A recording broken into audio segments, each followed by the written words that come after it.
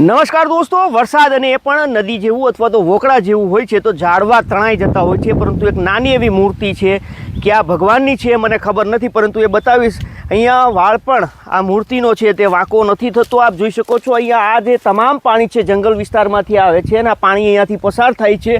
આ જે મૂર્તિ છે, જે પથ્થર છે તે આમ તો છૂટો છે, જુઓ નીચે કોઈ લગાવ નથી અને આ બે પથ્થરો છે ને આ તમામ પથ્થરો છે, પરંતુ અહીંયા એવી માન્યતા છે કે દર વર્ષે ખૂબ પુષ્કળ પ્રમાણમાં પાણી આવે છે. એટલું પાણી વહેતું હોય છે. અહીંયા રોડ છે અને આ રોડ ઉપર પાણી વહેતું હોય છે, છતાં પણ આ જે પથ્થર છે અથવા તો મૂર્તિ છે તેનો વાળ પણ વાંકો નથી થતો. આ જગ્યા છે ગીર સોમનાથ જિલ્લાનું પાનીકોઠા નજીક છે અને આ રોડ છે પાનીકોઠા ટીંબડી રોડ અને રોડની બિલકુલ નજીક છે. અહીંયા પર નાળા મૂક્યા છે, જુઓ કેટલું પાણી અહીંયાથી પસાર થતું હશે વરસાદનું, તે આના ઉપરથી આપ અંદાજ લગાવી શકો છો. અને આ બિલકુલ વોકળાની અંદર છે, આ નીચેનો વિસ્તાર છે ને અહીંયાથી પાણી છે તે પસાર થાય છે. મારી સાથે વિજયભાઈ છે, વિજય અહીંયાના સ્થાનિક છે. વિજયભાઈ, તો તેમને જ પૂછીએ કે અહીંયા જે માન્યતા છે એમાં કેટલી સત્યતા છે. લોકો કહે છે વિજયભાઈ કે આ જે પથ્થર છે, આ જે પથ્થર છે અથવા તો અન્ય પથ્થરાઓ છે અહીંયા પુષ્કળ પ્રમાણમાં પાણી આવે છે છતાં હલતું નથી. સત્ય વાત છે? સત્ય વાત છે.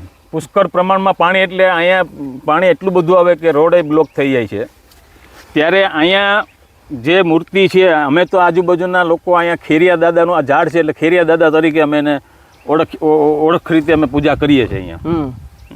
પણ અહીંથી મૂર્તિ તો ઠીક છે, પણ આનું કોડિયું પણ અહીંથી હલતું નથી. શું વાત કરો? હા. અચ્છા સર, જ્યારે વરસાદ પડે છે ત્યારે ક્યાં સુધી પાણી હોય છે? પાણી અહીં માથોડી સુધી. મતલબ આટલા સુધી પાણી હોય છે? ના, માથોડી સુધી અહીં સુધી પાણી હોય છે, એટલા સુધી. પણ તો શું આ ક્યારેય તણાયું નથી? કેટલા નહીં, ક્યારેય નહીં. આજુબાજુના વિસ્તારમાં એક અમારે એક એવી શ્રદ્ધા છે કે આ પથ્થર એની સ્થિતિમાં રહે છે અહીંયા. ઓકે.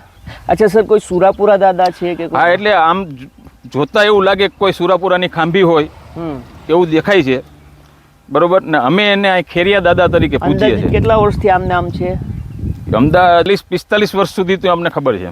અચ્છા સર, તો અહીંયા કોઈ આના કોઈ અહીંયા બહારથી આવે છે જેથી કરીને સુરાપુરા? ના, અહીંયા અમે વાડી વિસ્તારના લોકો જે બધા રહે છે, એક આગળ કાદેશ્વર મંદિર છે ત્યાંય પૂજા કરીએ છીએ અને અહીંયા પણ પૂજા કરીએ છીએ. પાણી સાહેબ આવે છે ક્યાંથી આવે છે અને ક્યાં જાય છે? એ આ મનોણાની સીમમાંથી, આકલવાડી મનોણાની સીમમાંથી પાણી આવી અને હોમતમાં ભળે છે. તો દોસ્તો, અહીંયા પર હું આપને ઝાડ બતાવીશ. આ ખેરનું ઝાડ છે અને ઝાડે એવું છે.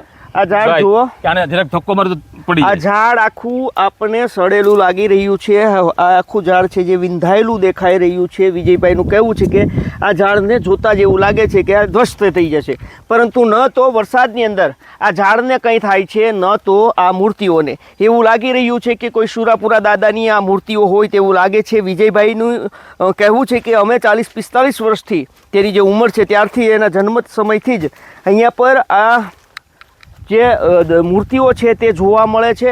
આખો પટ્ટ છે, જો મંડોરણાની સીમ વિસ્તાર છે અને આ સીમ વિસ્તારમાંથી દૂરથી પુષ્કળ પ્રમાણમાં અહીંયાથી પાણી પસાર થાય છે. વિજયભાઈનું એ પણ કહેવું છે કે એક માથોડી, મતલબ કે જ્યાં ડંકો દેખાય છે, આ જે ખેરના ઝાડની બોળ દેખાય છે ત્યાં સુધી પાણીનો વહેણ હોય છે, મતલબ પાણી વહેતું હોય છે.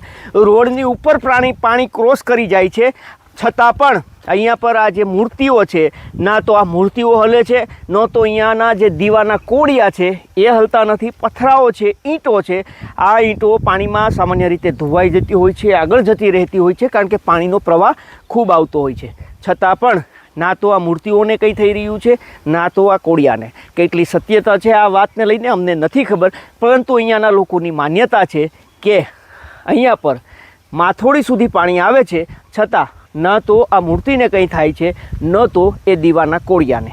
ધન્યવાદ.